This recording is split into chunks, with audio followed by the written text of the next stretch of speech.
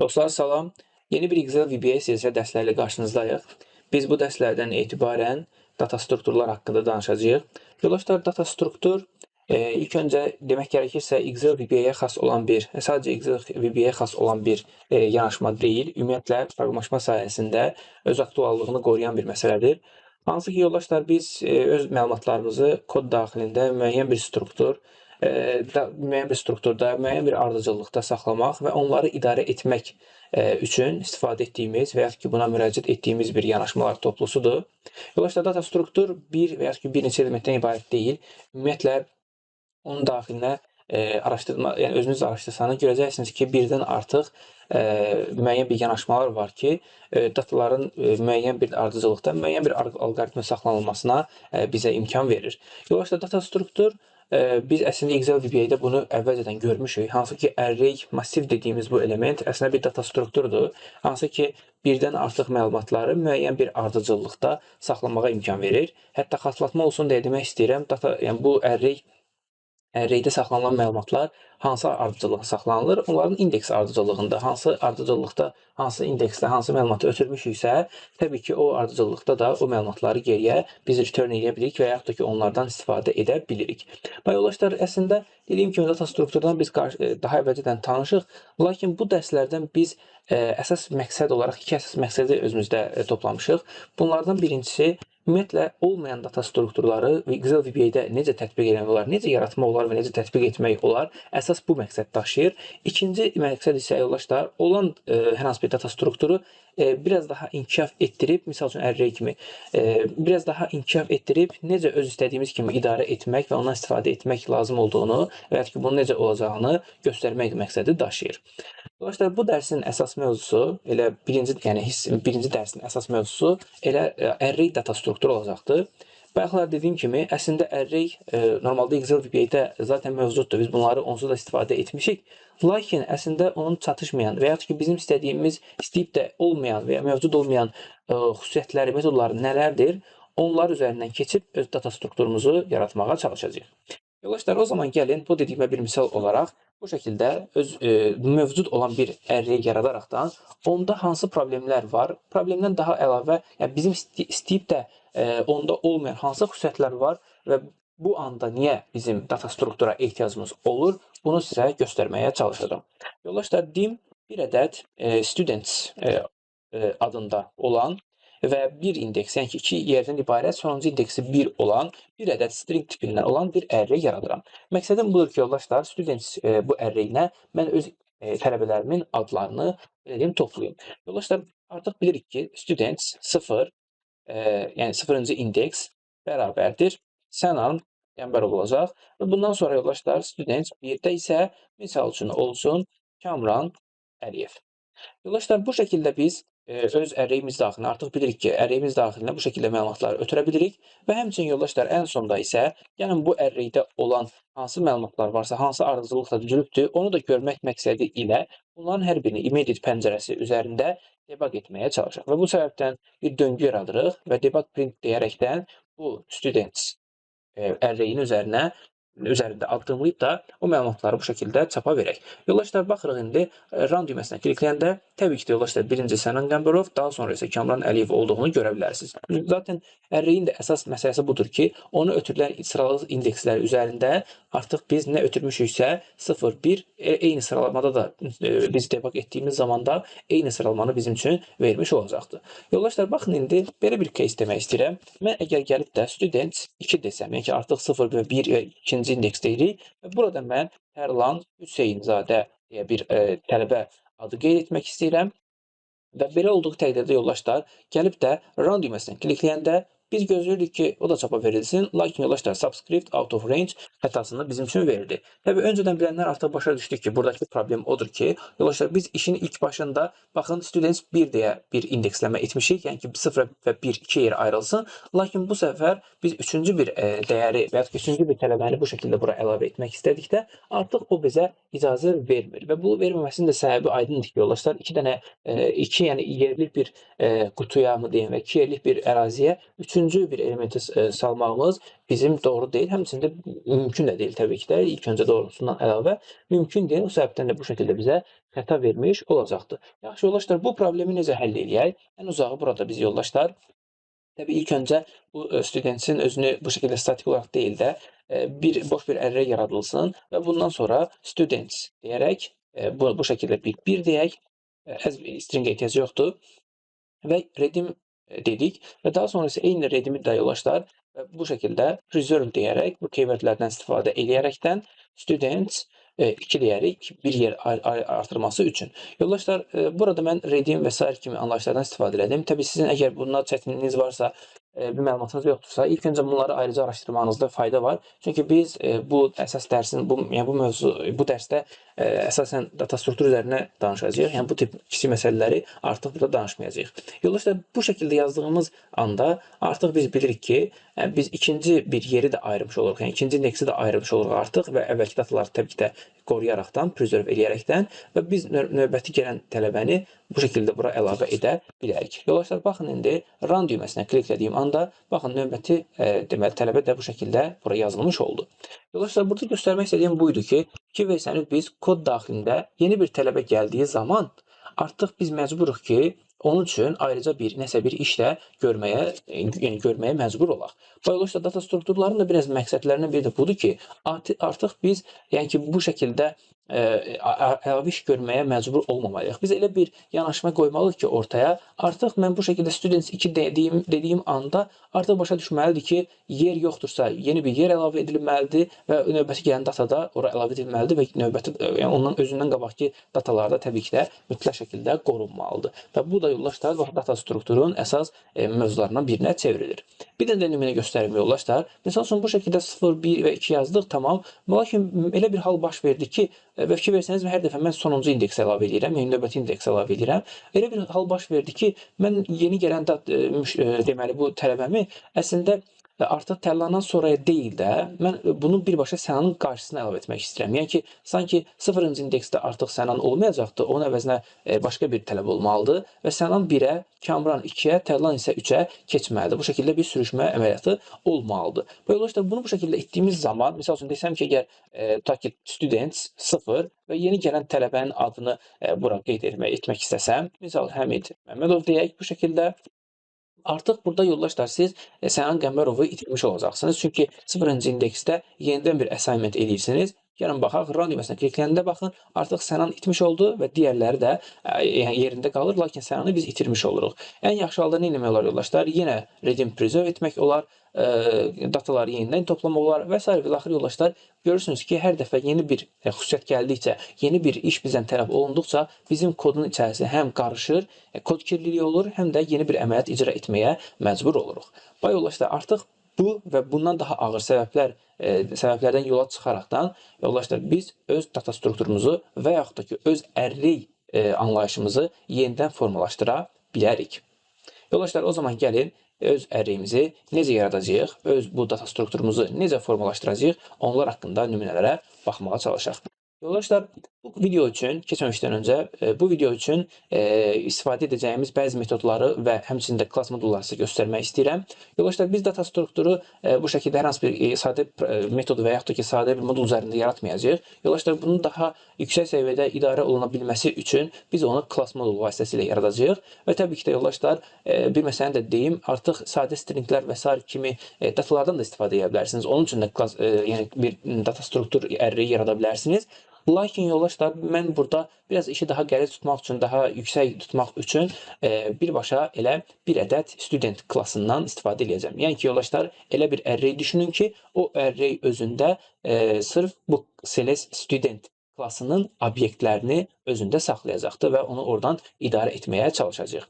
Yoldaşlar, bir ədəd bizim qarşımızda class student adında bir klass mövcuddur. Hansı ki, bu klass içərisində 3 ədəd private member'ı olan ID-si, full name-i və age-i var. Hansı ki, bu studentin məlumatlarıdır.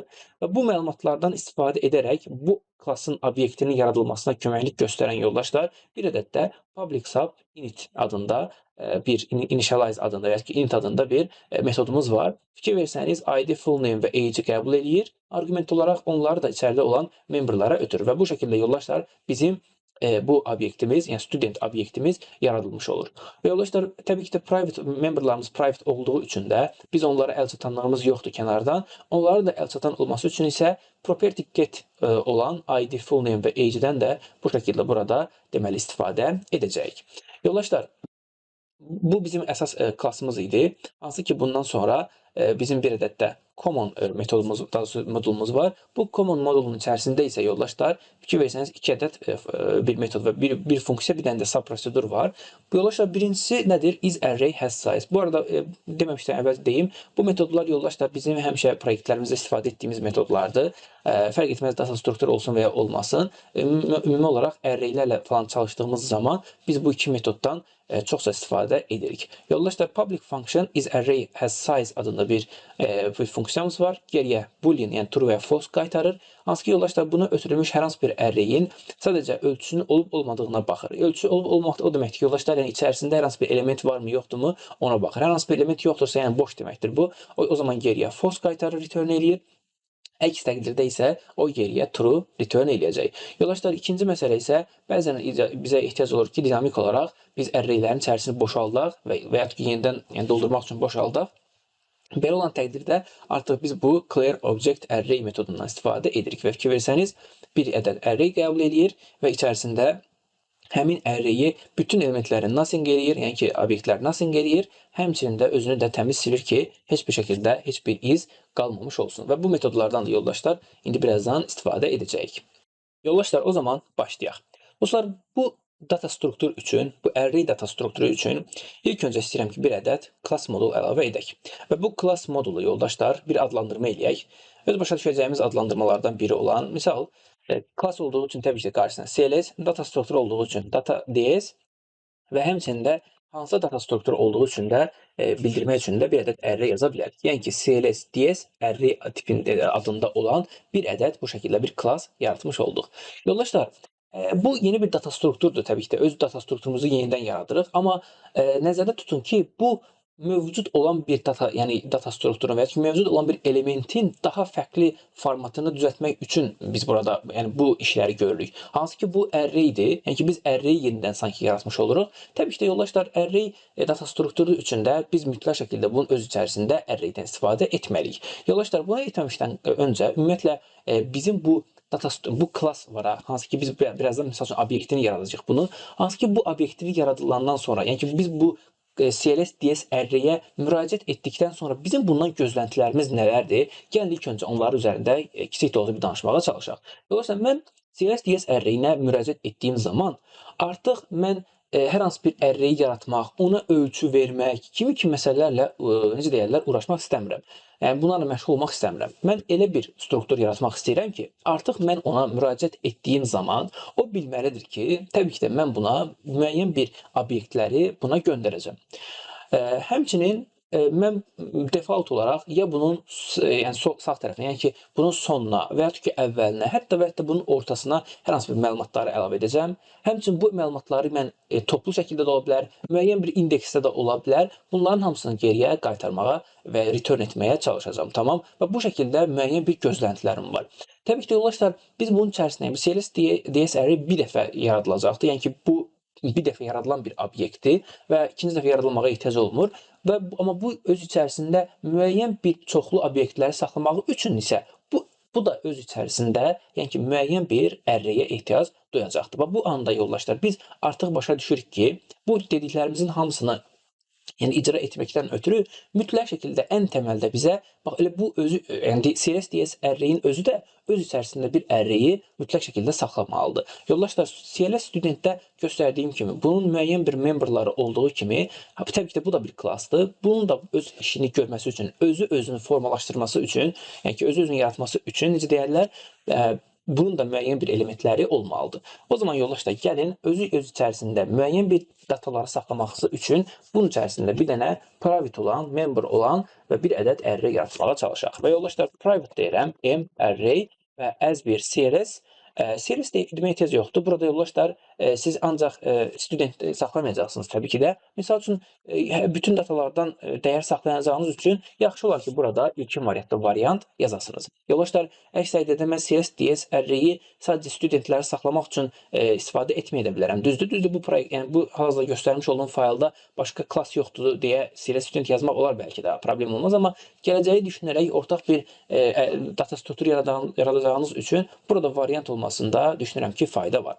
Yoldaşlar, bax, mən bura artıq gəlib də private sub main dediyim zaman və ümumiyyətlə bu metod içərisində, misal üçün students deyəcəm, bir ədəd necə deyərlər, dəyişən yaradıram. Hansı ki, bu dəyişənin tipi CLS, DS, array olacaq. Hətta bunu new deyə bilərik elə birbaşa, amma gəlin aşağıda eləyək, students deyək və bərabərdir new CLS, DS, array yaradaq. Yoldaşlar, bu şəkildə yazılış artıq siz əvvəlki dərslərdən bilirsiniz ki, bir klassın yaradılması və bir klassın obyektinin yaradılması məqsəd daşıyır.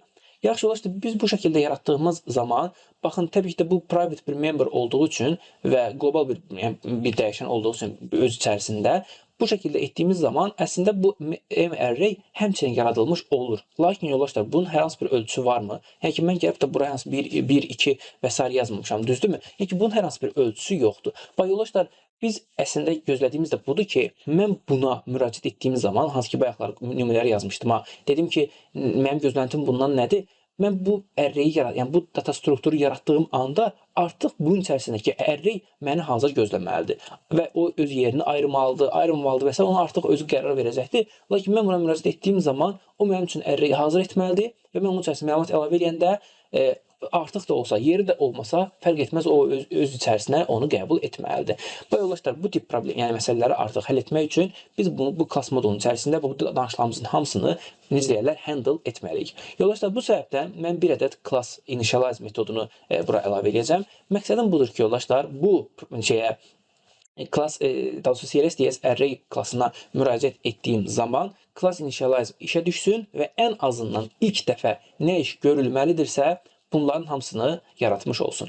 Yoldaşlar, private M-array deyirik, düzdür. Hansı ki, bunun içərisində hər hansı bir dəyər yoxdur və ümumiyyətlə bu hər hansı bir ölçü də qazandırılmayıbdır buna bu arada. Yəni ki, bir array olaraq bu hələ tam formalaşmayıbdır. Yoldaşlar, mən əgər fərz eləyəm, düşünürəm ki, bu array misal üçün yaradıldı və yaradılmaq dedikdə söhbət nədən gedir? Yəni, bunun içərisinə mən hər hansı bir elementi əlavə etmək istəyirəmsə, onun ilk elementi, bəlkə ilk indeksi nə olur?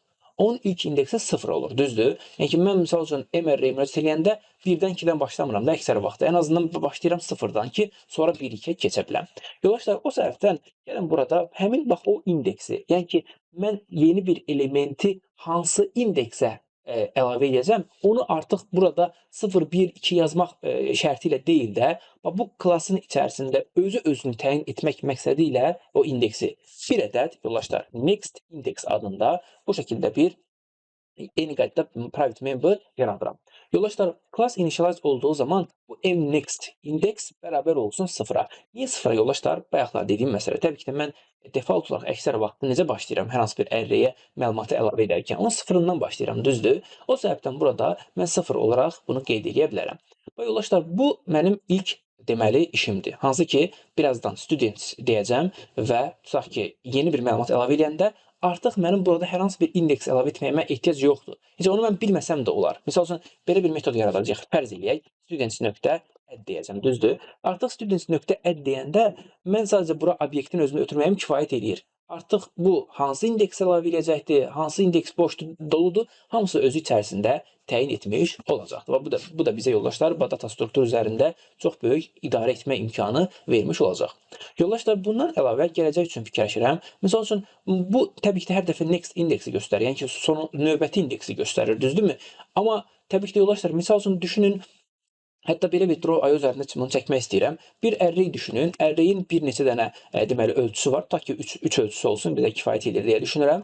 1, 2, 3. Yoldaşlar, misal üçün bu birin içərisi tamam doludur. İkinin içərisi də doludur, düzdürmü? Bax, bunun toplam içərisindəki element sayı, hətta burada 1, 2 deməyək də yoldaşlar, yəni 0 deyək, hətta indeks vasitəsilə bunu qeyd edək. Yoldaşlar, biz bu yaratdığımız bu struktura nəzərən, əslində 2 dənə indeksi doludursa, bunun next'i əslində olacaqdır 2. Yəni ki, mən ikinci dəfə və yaxud ki, üçüncü dəfə hər hansı bir məlumat əlavə edəndə artıq başa düşəcək ki, M indeksi 0 deyil, nə olubdur? Bu 2 olmuş olacaqdır. Və bu şəkildə arxasını davam etdirəcəyik. Bəs yaxşı, sual yoldaşlar, bunun sonuncu indeksi nədir? Yəni ki, sonuncu dolu olan indeksi nədir? Bax, bu 2-nin bir əksik olanı, yəni ki, 1 olmuş olacaq. Yoldaşlar, bunu da ayrıca siz bunu birbaşa next indeksdən də idarə edə bilərsiniz. Yəni ki, bir çıxaraq bilə bilərsiniz ki, ən uzağı bu nədir?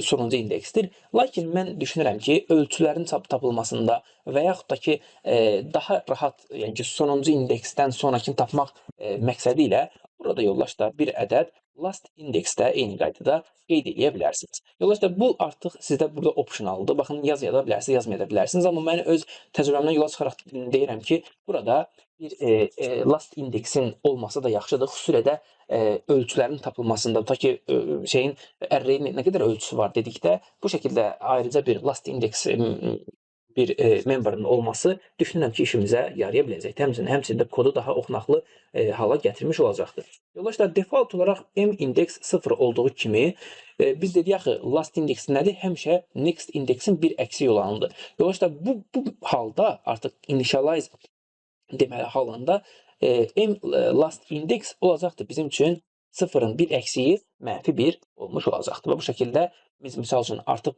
bu mənzərədən başa düşürük ki, last index əgər 1-dirsə, demək ki, array'in heç bir ölçüsü yoxdur. Əks təqdirdə last index -1-dən fərqli olsa, biləcək ki, içərisində o last indexin sayı qədər hər hansı bir element olmuş olacaq. Yaxşı yoldaşlar. Deməli belə, bu bizim ilkin anlayışımızda idi ki, biz bu şəkildə bir obyekti yaratmış olacağıq. Yaxşı, gəlin indi növbəti məsələyə keçək. Misal üçün, biz gözləntimiz nədir? CSS array'ə müraciət etdikdən sonra biz yeni bir element, yəni hər hansı bir yeni bir obyekti bura əlavə etmək istəyirik, düzdür?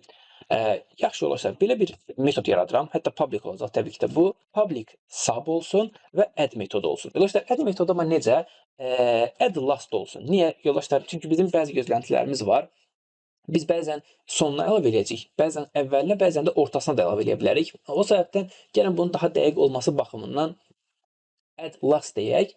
Və yoldaşlar, nə qəbul edir bu yoldaşlar? Hər hansı bir obyekt, yəni ki, CS student ola bilər, başqa bir şey ola bilər. O səbəbdən OBJ, yəni ki, obyekt as bir variant tipində olsun, hər tipdən qəbul edilsin və buna artıq müraciət etdiyimiz zaman həmin obyekti, bax bu artıq içəridə olan array daxilinə əlavə etmiş olacaq. Yaxşı, bu necə edir? Gəlin baxaq.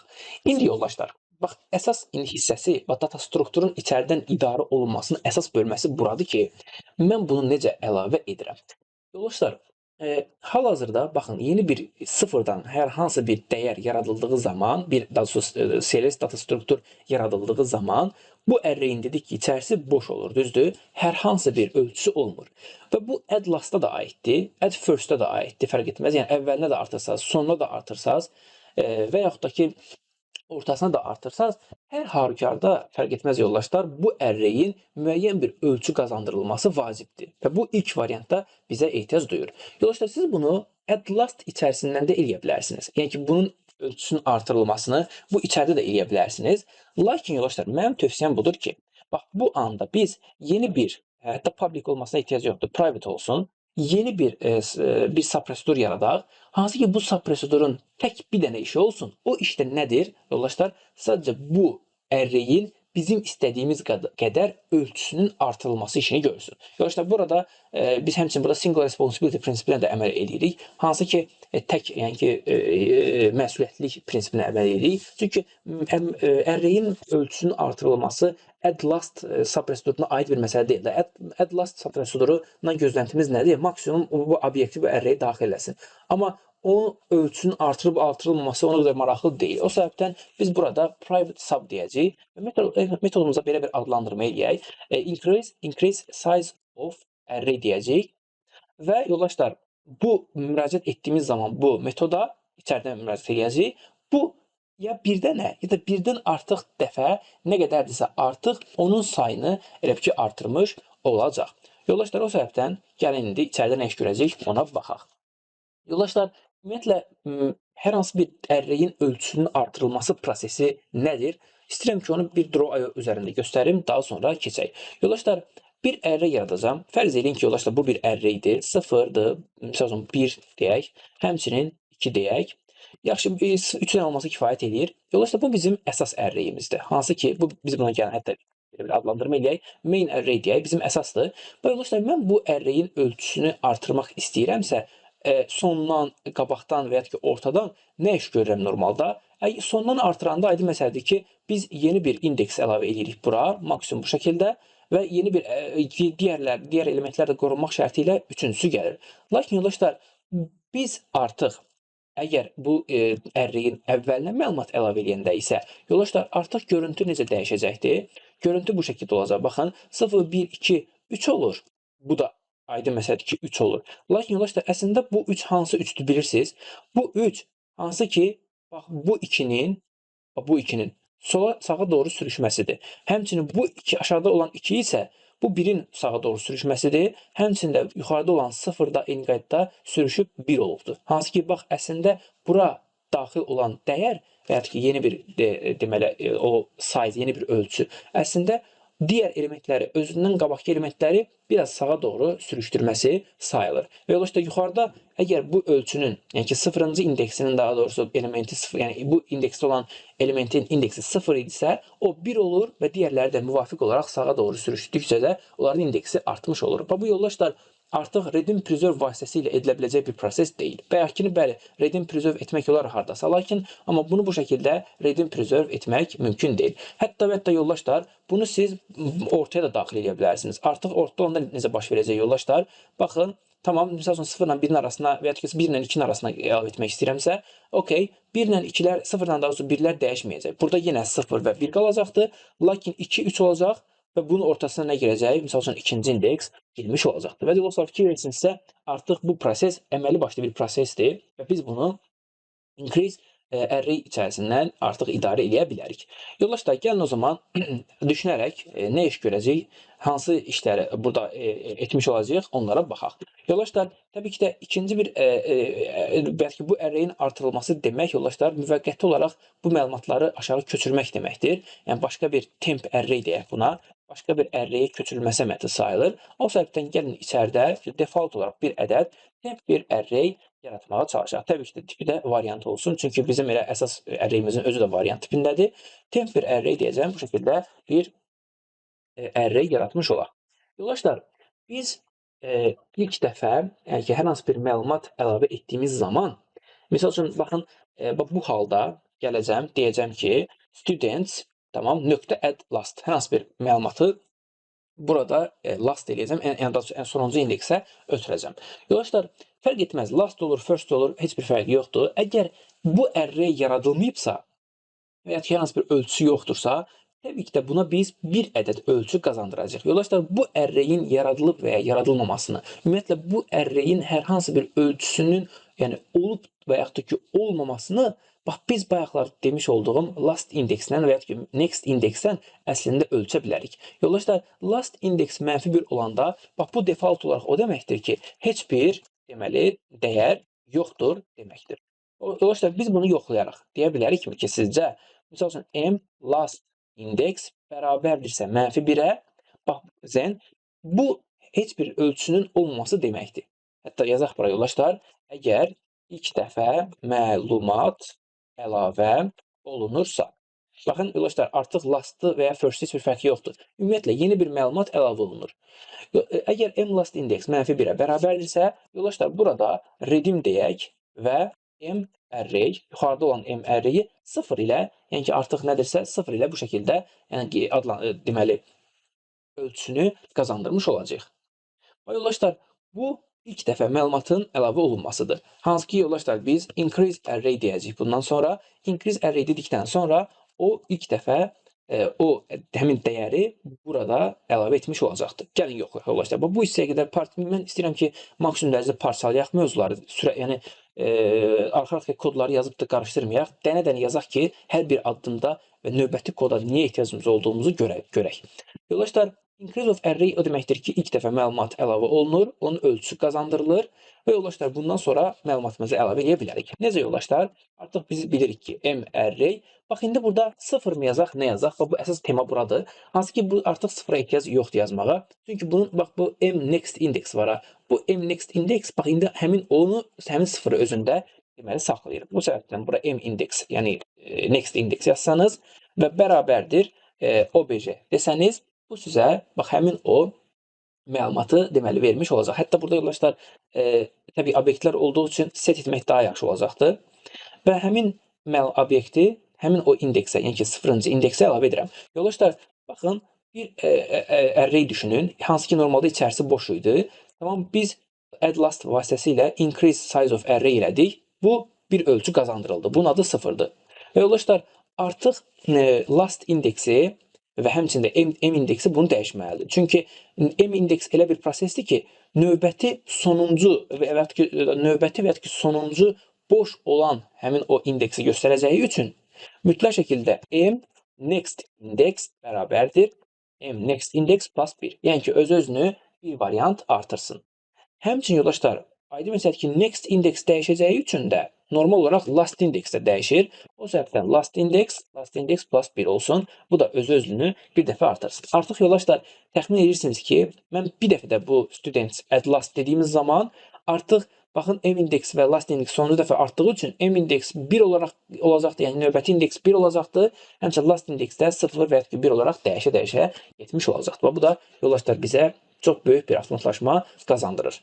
Və bizim arraylərdə olan o əlimizlə yazırdıq, 1 yazırdıq və ya ki 0 yazırdıq. Bax onların da qarşısını bu şəkildə almış oluruq ki, bu bizə böyük bir imkan vermiş olur. Yaxşı yoldaşlar, gəlin indi bax kodun bu hissəsinə qədər olan nöqtəni də bir dənə danışmağa və yəni yoxlamağa çalışaq.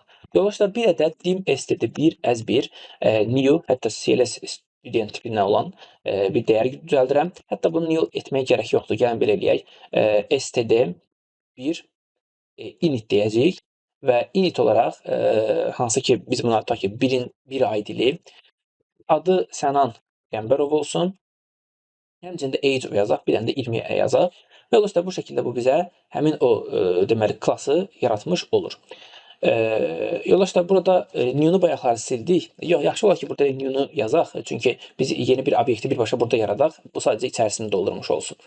Və yoldaşlar add last deyirəm. std1 dedikdən sonra da baxın add last deyib std1-i yəni ki yaradılmış bu obyekti bu CLS array data strukturuna artıq ötürmüş oluram. Baxın yoldaşlar, yenidən təkrar etmək gərəkirsə, baxın hər hansı bir indeks yazmadım. Demədim getsin 0-cıya əlavə etsin, 1-ciyə əlavə etsin. Arraydən fərqli olaraq sadəcə məlumatın özünü ötürmək kifayət edir ki, o artıq başa düşəcək ki, içəridə hansı dəyərə məlumatı əlavə etmək lazımdır.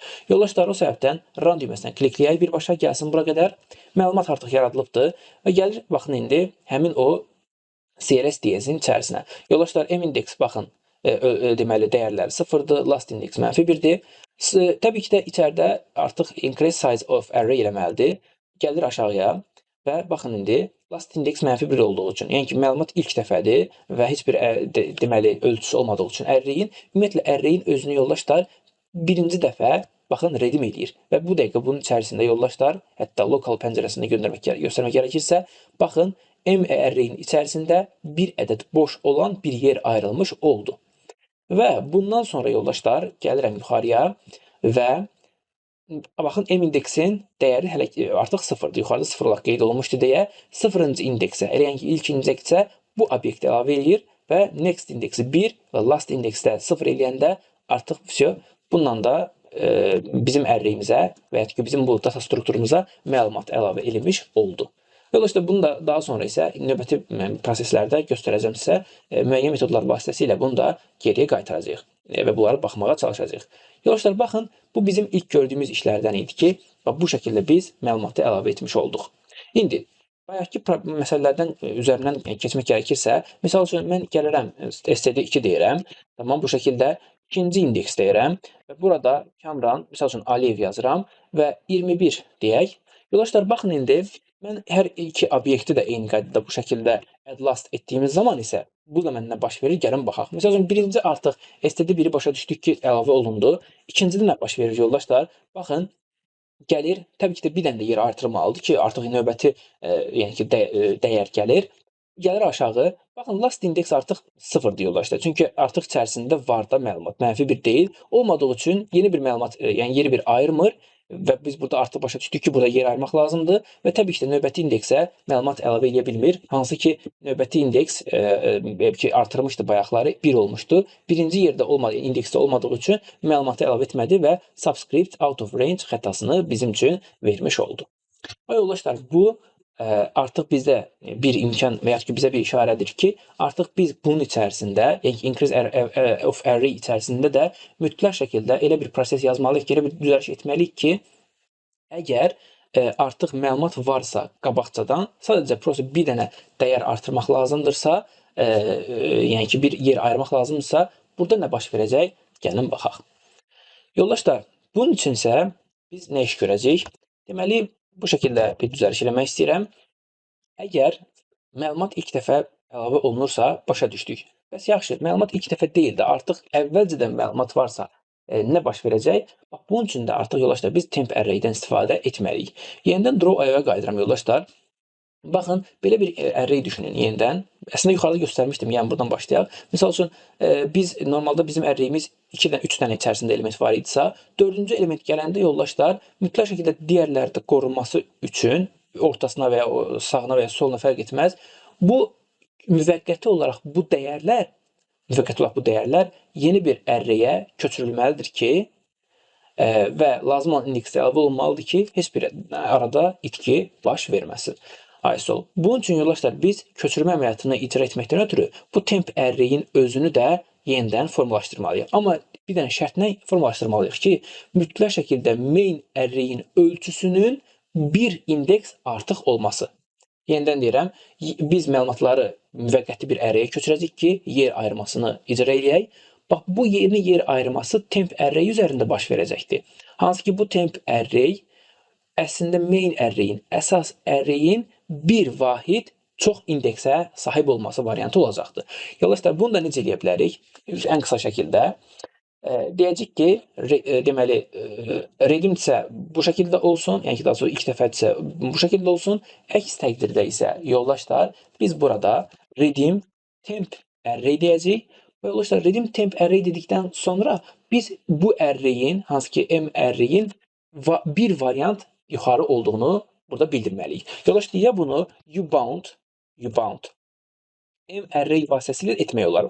Sadəcə +1 deyəcək ki, onun ölçüsünün bir artımı olsun və yaxud da ki, yoldaşlar, siz əslində burada təxmin edirsinizmi ki, məsələn, m indeksi burada eyni qaydada qoymaq olar. ISO. Bax, m next indeksi bu şəkildə bura qoysanız, bu sizə bax elə həmin o növbəti indeksi nədirsə, onu da vermiş olacaqdır. Və bu hər ikisi yoldaşlar burada yəni keçərli bir variant sayılır. Yoldaşlar, əks təqdirdə yəni bu sizi çaşdırsa, elə ubound m array +1 də desəniz, bu da sizin üçün kifayət eləyir. Hansı ki, artıq bilirsiniz ki, burada məlumatlar əlavə olunubdur. İçərisində tutaq ki, 3 dənə məlumat varsa, 3 məlumat demək sonuncu indeksin 2 olması deməkdir. +1 olanda da 3 indeks olacaq, 4 məlumat olacaq və öz məlumatlarınızı artıq bundan sonra deməli əlavə etmiş olacaqsınız. Yoldaşlar, burada kiçik bir düzəlişə ehtiyacımız var. İndi gördüm. Redim m array 0, yəni ilk dəfə yaradılanda artıq növbəti proseslərin heç birinə baxmağına gərək yox. Zaten ilk dəfə yaranır. O səbəbdən burada exit çap etsəniz, düşünürəm ki, daha bir məntiqli olmuş olacaq. Yoldaşlar, biz öz temp array-imizi yaradırıq, lakin bundan sonra artıq biz o temp array içərisinə əsas array-də olan məlumatları və hətta bir dənə artıq vasitəsilə də bunu əlavə etməyə çalışaq. Yoldaşlar, o səbəbdən belə bir döngü yaratmaq olar. Hansı ki, for if lbound m array üzərində addımlasın yoldaşlar. Çünki məlumatlar buradan gəlir əsas və m array deyəcəyik və next deyək. Və bundan sonra yoldaşlar, ən sadə şəkildə set deyəcəyik və temp array-yə sadə bir şəkildə temp array-nin məlumatlarını əlavə etmiş olacaq. Yoldaşlar, bu halda nə baş verir? Yenidən draw-ya qayıtmaq istəyirəm. Bu halda əslində baş verən budur ki, bax, mən temp array-i bir variant, yəni bir daha doğrusu indeks artıq yaratdığım üçün, əslində normalda görüntüsü zaten bu şəkildə olur, 0, 1, 2, 3 olur. Məlumatlar köçürülür bura. Artıq yeni mənim array-im, əsas mənim array-imin məlumatlarının özündə cəmləyir. Həmçində bir dənə də artıq bir yer buraxır ki, mən yuxarıda gəlim də onu həmin increase size-dan sonra bu şəkildə MNX vasitəsilə bura əlavə etmiş olum. Yoldaşlar, bu şəkildə bizim işimizə yarayacaq. Bu şəkildə əlavə edildikdən sonra yoldaşlar, təbii ki də məlumatlar temp array-dədir. Hələ də m array-in əslində ölçüsü artırılmayıbdır. Çünki yoldaşlar, bizim add lastımız, ümumiyyətlə add metodlarımız temp array-yə məlumatları əlavə etmir də.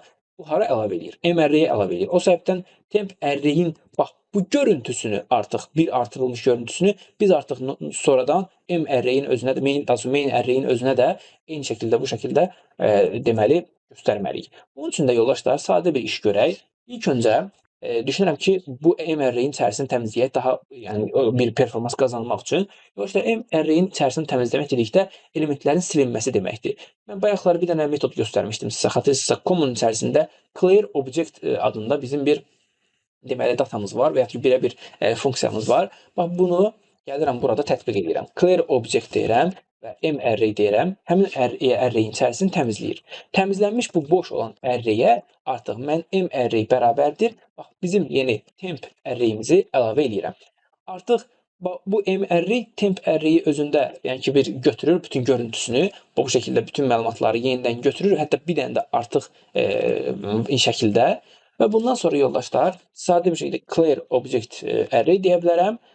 Hansı array təmizləsin? Temp array təmizləsin. Çünki məlumatlar artıq M array-yə köçürüləndən sonra temp array-imizə ehtiyac yoxdur. Bu şəkildə növbəti, yəni final bölməsində də bu şəkildə köçürmə əməliyyatını icra edə bilərik. Yoldaşlar, bundan sonra, baxın, bu proseslər bitdikdən sonra artıq M array məlumatlarla, köhnə məlumatlarla, lakin yeni indekslə bu şəkildə add lastın içərisində və ya qarşısında dayanmış olacaq. Gəlin yoxlayaq bu hissəyə qədər yoldaşlar. F5 düyməsindən klikləyirəm. Gəlir. Birinci artıq məlumat qeyd olundu. Hətta bunu yoldaşlar locals pəncərəsində də baxa bilərsiniz. Baxın, students-in içərisində M array görürəm. M array-in içərisində baxın, deməli burada kim qəbul olunubdur, baxın. Kamran Əliyev görürəm burada. Burada Kamran Əliyev yox, yoldaşlar. Kiçik bir düzəliş eləyək. Burada STD1-i unutmuşuq, STD1 qalıbdır. Burada STD2 olsun və yenidən bu şəkildə run düyməsindən klikləyək. Baxıram yoldaşlar, yenidən locals pəncərəsinə, students, M array.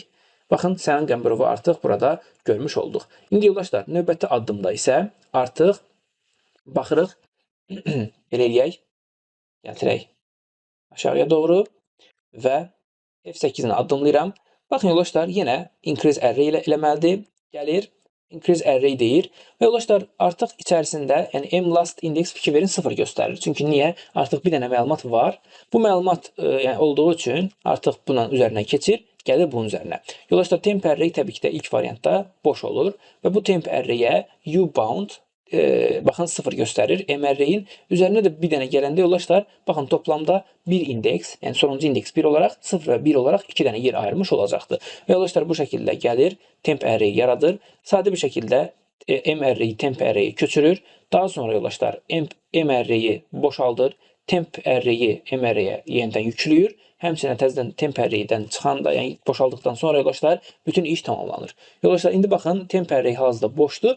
Lakin yoldaşlar, M array-in içərisində isə baxın 0-cı indeksdə hər hansı bir məlumat var. Lakin birinci indeks artıq empty-dir. Yəni ki, bizim ona add etməyimizi gözləyir. Yoldaşlar, bundan sonra qalxır yuxarıya. Baxın, M indeks zaten 1 idi. Normal olaraq gözlədiyimiz üzrə obyekti ora əlavə edir və növbəti last index və M indeksi artırdıqdan sonra baxın işini bitirmiş olur. Yoldaşlar, buradan baxıram ki, M students-in içərisində M array var və onun da içərisində yoldaşlar həm Sənan, həm Kamranı baxın bu şəkildə görmək olur.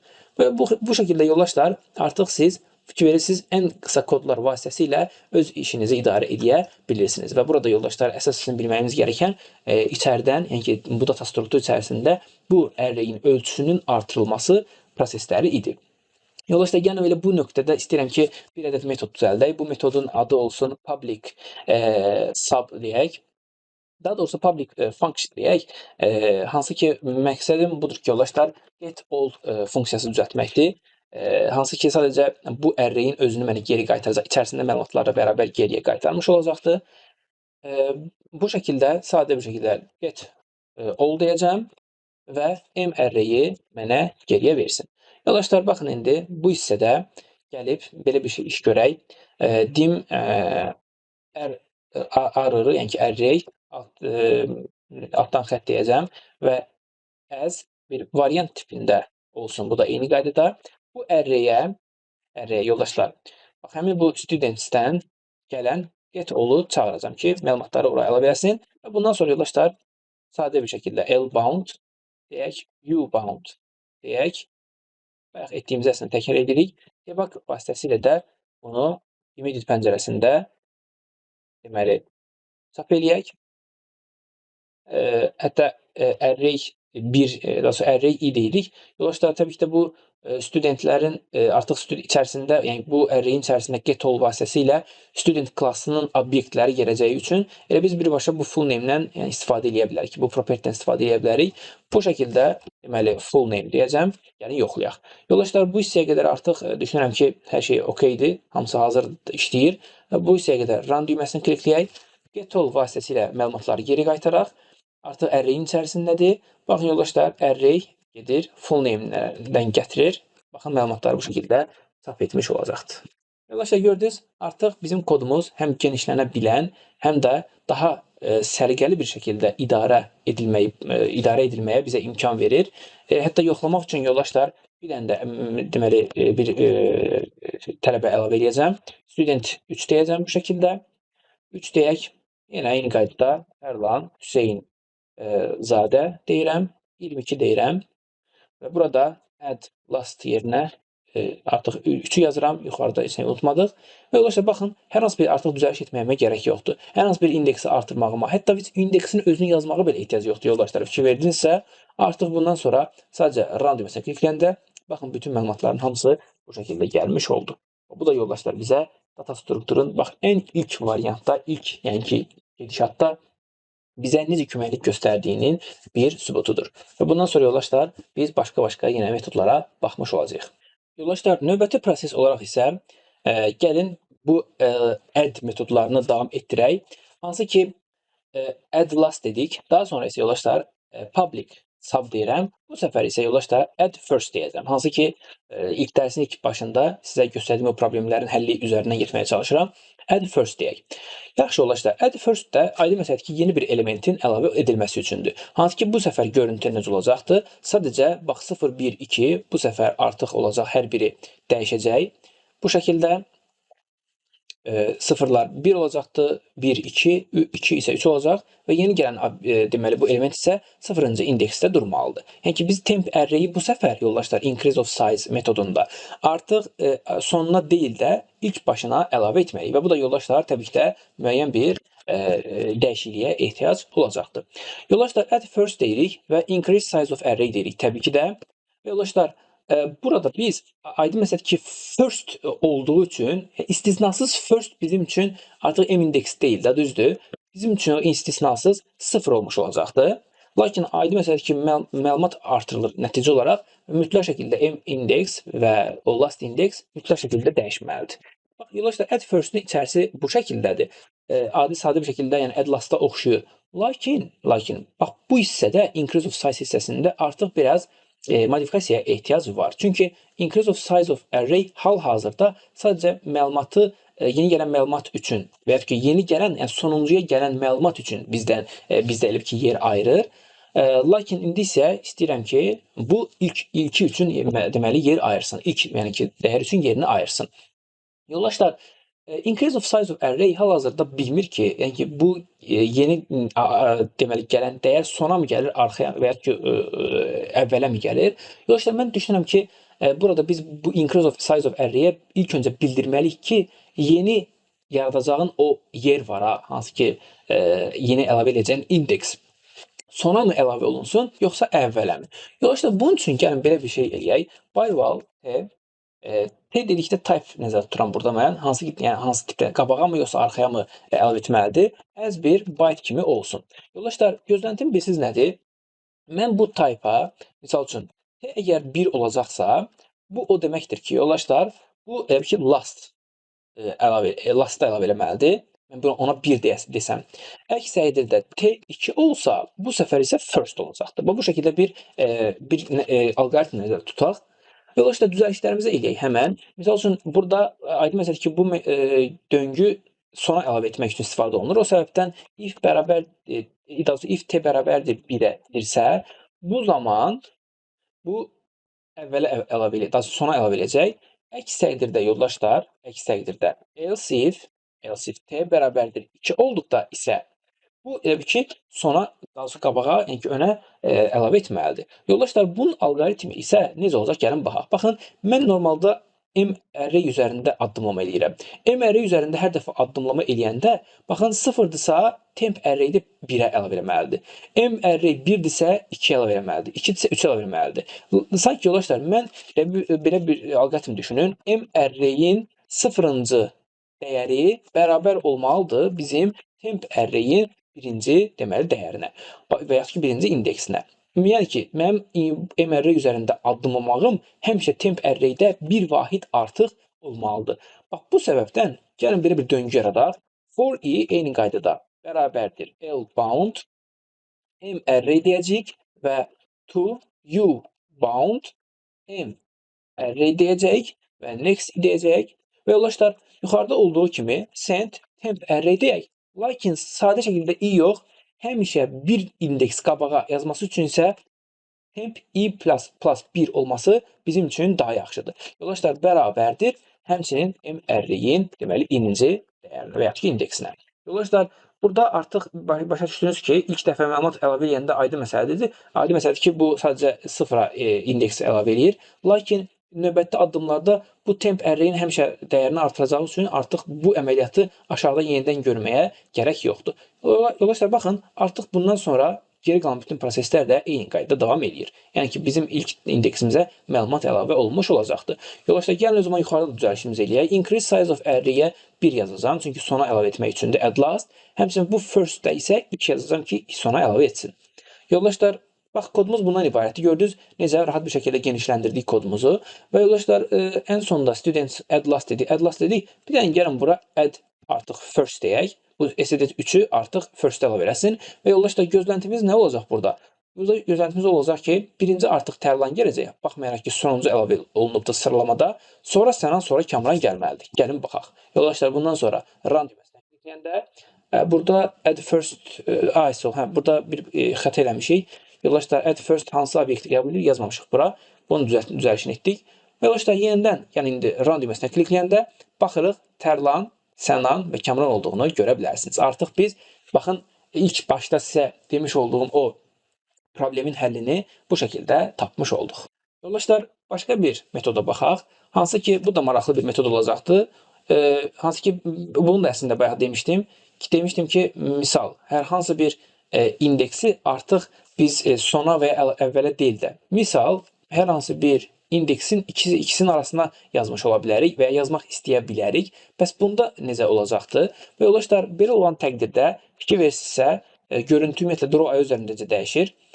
Gəlir ortaya, olur 3. Yəni ki, göndərilən indeksə qədər, yoldaşlar, göndərilən indeksə qədər bizim əvvəlki dəyərlərimiz 0-1 olaraq davam edir. Tamam. Lakin yoldaşlar, həmin indeksə çatanda o boş buraxılır və növbəti indeksdən isə necə davam etdirilir? Artıq bir elə bil ki, artıq indeks davam etdirilə gedir. Yoldaşlar, əslində bu sanki bilirsiniz nəyə oxşuyur? Bu add last-la first elə bil ki, qarışığıdır. Çünki normalda add last metodunda, baxın, hər hansı bir dəyişikliyə ehtiyac duymamışdıq. Sadəcə olan indeksə qədər və ya ki, fərq etməz, bütün indekslərin hamısı başa-baş kopyalanırdı. Lakin burada isə, first-də isə bir ki, indeks artıq sürüşdürülə artırılırdı. İndi isə yoldaşlar, həm olan indeksə qədər, həm də sonraki indekslərdə sürüşdürmə baş verməlidir. Yəni ki, yoldaşlar, ilk öncə gəlin bu T üçündə yeni bir deməli bir variant əlavə eləyək. T3 olsun və bu olsun ki, ortaya hər hansı bir n-ci indeksə əlavə edilmə sayılacaq. N random deyəcəm. Random index deyəcəm hətta. Tam şəkildə bilinsin. Və bundan sonra yoldaşlar artıq davam edək. Deməli dostlar, təbii ki də biz hər hansı bir indeksə əlavə etmək dedikdə bu increase of size of array hər ki onu tanımır. Gəlin bax onun üçün də bir ədəd bir arqument əlavə edək. Bu arqumentdə by val int olsun as bir long kimi.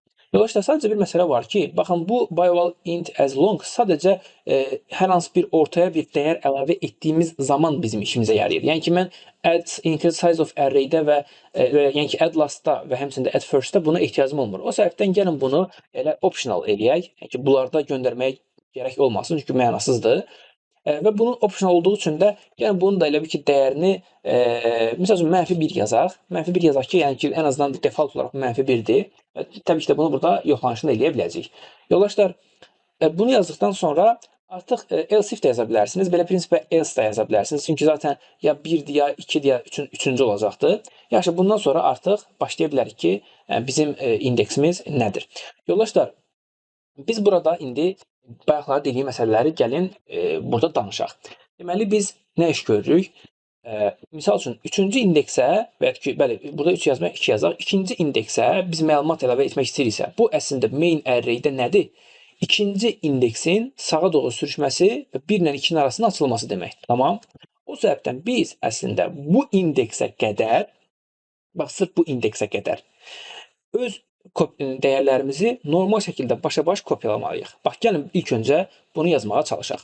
Yoldaşlar, yenə eyni qaydada for i l bound m array deyəcək və u bound m array deyəcək və next i deyək. Dostlar, dedik ki, bayaq şərtimiz nədir? Həmin indeksə qədər normal şəkildə kopyalama baş verməlidir. Yoldaşlar, onu tanımaq üçün, yəni ki, o normal indeksə, yəni həmin indeksə qədər normal şəkildə addımlama dedikdə, biz if əgər üzərində addımladığımız bu indeks mənim ində bərabər, daha doğrusu kiçikdirsə, yəni ki, belə deyimsə, kiçikdirsə, indeksə qədər, həmin indeks daxil deyil amma, bu zaman yoldaşlar normal bir şəkildə kopyalama baş verməlidir. Yəni ki, yoldaşlar, əslində mənim yuxarıda etdiyim bu əməliyyatı burada yenidən yaza bilərəm. Biz düzəlişini eləyək. Baxın, i indeksə bərabərdirsə, idəyət ki, ondan kiçikdirsə, özür istəyirəm. Baxın, 0-1-ə qədər, hansı ki 2-yə qədər normal şəkildə kopyalanma baş verir. Bundan sonra isə yoldaşlar artıq bir addım irəliyə doğru bir kopyalanma baş verməlidir. Bu səfər isə yoldaşlar, bax, bu elə bir ki, şərt artıq işin içərisinə girmiş olacaq. Yoldaşlar, üzr istəyirəm, burada bir kiçik bir səhv elədim. Daha doğrusu yenidən döngü yazmışam burada. Hansı ki, bu döngünü burada onsuz da yazmışdım. Bu şəkildə yox. Onu buradan silirəm. Sadəcə set deyəcəyik. Və yoldaşlar, aşağıda isə bayaqlar dediyim kimi sadəcə temp array-in class 1 olduğunu şərtini burada yaza bilərik. Yoldaşlar, üzərinə yenə keçmək gərəkirsə, baxın, mən array üzərində addımlayıram. 0, 1, 2. Yəni 2-yə qədər, hansı ki 2-yə qədər o deməkdir ki, 0 və 1 normal şəkildə kopyalanır, adi şəkildə. Lakin növbəti addımdan isə hər dəfə indeks bir addım qabağa doğru getməlidir. Və bu şəkildə temp array-də 1 plus yazdığını görə bilərsiniz. Lakin m array-də isə hələ də i normal şəkildə kopyalanır. Yoldaşlar, baxın, bundan sonra biz hər hansı bir indeksə, istədiyimiz hər hansı bir indeksə ortadan hər hansı bir məlumatı əlavə edə bilərik. Yoldaşlar, bundan sonra gələk yuxarıda metodumuzun özünü də düzəldək. Təbii ki də public sub add n deyək, yoldaşlar, add n deyək, hər hansı bir n-ci indeksə əlavə etmək. Yoldaşlar, yuxarıda olduğu kimi təbii ki də mütləq ki də obyekti qəbul etməlidir. Lakin yuxarıdakindən bir dənə istisna olaraq by-val n as bir long tipindən olan bir indeksdə qəbul etsin. Bu indeksdə bizim yoldaşlar, biz hansı indeksə bunu və hansı sıraya bunu qəbul etmək istəyirik, onun göstəricisidir. Yoldaşlar, bundan sonra yenə increase size of array deyək. Bu səfər 3-cü tipdən olsun və istisna olaraq bu səfər həmin bu n-i vermiş olacaq. Yoldaşlar, geri qalanda n qaydada davam etməlidir. Necə? Set m array deyəcəyik. Lakin 0-cı və yaxud ki m next indeksində olmayacaq yoldaşlar bu səfər. Təbii ki də bizim göndərdiyimiz indeks olacaqdır ki, yəni n-ci indeks bərabərdir obj. Və bundan sonra yoldaşlar m index, next index, həmçinin m last index də həmçinin bir vahid artırılmalıdır. Yoldaşlar, baxın, kodumuz da bundan ibarətdir. Hansı ki 3 əsas metodlar yazmış olduq burada. Gəlin bunu burada yoxlamağa çalışaq. Yoldaşlar, yenə yeni bir obyekt yaratmaq istəyirəm. Hətta bunu əvvəlki obyektlərdən deyil də yeni bir obyekt yaradaq. 4-cü obyekt yaradıram və ya ki 4-cü tələbəni yaradıram. 4, həmçinin olsun Hamid Mamadov və yaşı da bu. Yoldaşlar, baxın, add demişik, last demişik. Bunu da last demişik. Sonra first demişik. Yoldaşlar, gəlin belə bir şey eləyək. Biz ikinci indeksə, artıq ikinci indeks dedikdə hansı indeks olacaq? Böyük ehtimal ki, burada bizim elə bir ki, studentimiz, STD2 var, hansı ki bu Kamrandır. Bu Kamranla Sənanın arasına bu həmidi salmağa çalışaq. Gəlin baxın yoldaşlar, students.add-n deyirəm. STD 4 deyək. Lakin bu səfər nə dedik? Mütləq şəkildə indeksi artıq yazmalıyıq. Yoldaşlar gəlin indi baxaq. Students ilk öncə üzərinə qədər addımlayaq. Bundan sonra F8 ilə gəlir, increase eləyir. Baxırıq, increase prosesi deməli başlayır. Yoldaşlar 20-ci indeks və indeksimdə 2-dir. Həmin nöqtəyə qədər diqqətlə baxın yoldaşlar, normal şəkildə kopyalayır. Artıq ondan sonra bir variant artır-artır kopyalayır və öz işini bitirmiş olur. Yoldaşlar bundan sonra qalxır yuxarıya. Baxın 50-ci indeks. Hətta bunu gəlin burada yoldaşlar lokal pəncərəsində də baxaq. Fikir verin, min içərisində MRI açıram. Baxın 0, 1 doludur, ikinci boşdur, üçüncü isə yenidən dolu başlayır. Həmin o ikinci indeksə əlavə edir məlumatı, artırır və bundan sonra yoldaşlar gəlin indi mənzərəyə baxaq. Run düyməsini klikləyəndə baxın yoldaşlar birinci Tərlan gəlir. Yaxşı, Tərlan gəlməsinin səbəbi nədir? İlk öncə normalda əslində Sənan əlavə olunmuşdu, sonra Kamran əlavə olunmuşdu. Lakin yoldaşlar Tərlan axı add first vasitəsilə birinci əlavə olunduğu üçün bu üçünün arasında Tərlan qabağa keçir, Sənan və Kamran, daha doğrusu Sənan və Həmid, daha doğrusu Kamran sonra gəlməli idi. Lakin bundan sonra da bir dənə də add-in eləmişik. Add-ində isə yoldaşlar baxın Həmid artıq ikinci indeksə. İkinci indeks əslində kim idi yoldaşlar? Baxın Tərlan, Sənan, Kamran arasında ikinci indeks Kamranı oldu. Və həmin o ikinci indeks isə bu səfər indi Həmid ilə yəni ki artıq dəyişdirildi. Və yoldaşlar bu şəkildə də baxın array-i ən mükəmməl şəkildə istifadə etmiş olduq. Yoldaşlar sonuncu bir məsələni də əlavə etmək istəyirəm, bir metod. Yoldaşlar biz bayaqdan təbii add metodlarından yazdıq. Bir ədəd də gəlin belə bir şey edək. Add etdikdən sonra hər zaman print etmirik. Sual verilə bilər ki, ümumiyyətlə nə qədər tələbə var? Bəs bu necə olacaq? Yoldaşlar belə olan təqdirdə baxın, public function, misal üçün count of item deyə bilərik. Count of item və yoldaşlar as bir long olaraq geri dəyər qaytarsın. Baxın yoldaşlar artıq bunun içərisində hər hansı bir nəsə xüsusi bir iş görməyə gərək yoxdur. Əslində biz bunu bax burada olan, yəni ki last index və m indeksdən bunu görə bilərik. Yoldaşlar bizim bax elə last index var ha. Last index həmin o deyilmi? Yəni mənim misal üçün array-imdə 4 ədəd element varsa, bu 4 ədəd elementin 4-cü element əslində 3 indeks sayılır da, düzdürmü? 3-cü indeks sayılır. Bax həmin mənim bu last indeksim də elə həmin o deyilmi zaten, düzdür? Bax hansı ki bunu biz sadəcə last indeksi geriyə return etmək vasitəsi ilə biz bunu burada tapa bilərik. Yoldaşlar burada da eyni qaydada toxunmaq gərəkirsə, bax last index və m indeksin əslində burada baxın çox xüsusi bir rola malikdir. Yəni hər hansı bir ayrıca bir iş görməyə artıq gərək qalmır. Olan bu m indeks, yəni last index və next index vasitəsi ilə biz bu işləri görə bilirik. Gəlin baxaq yoldaşlar indi necə çalışır. Burada artıq debug və sair etməyə ehtiyac yoxdur. Sadə bir şəkildə debug deyək. Print və students nöqtə count of item desəm bizə kifayət edir. Yoldaşlar run düyməsindən klikləyək. Baxın yoldaşlar 4 dənə deməli tələbə əlavə etmişəm. Last index isə baxın 3 yazır. Yəni ki bu da geriyə bizə count of item olaraq 3 qaytardıqda bu bizə yəni ki toplam miqdarı, tələbə miqdarını bizim üçün qaytarmış olacaqdır. Yoldaşlar bu hissəyə qədər bizim add metodlarımızdır.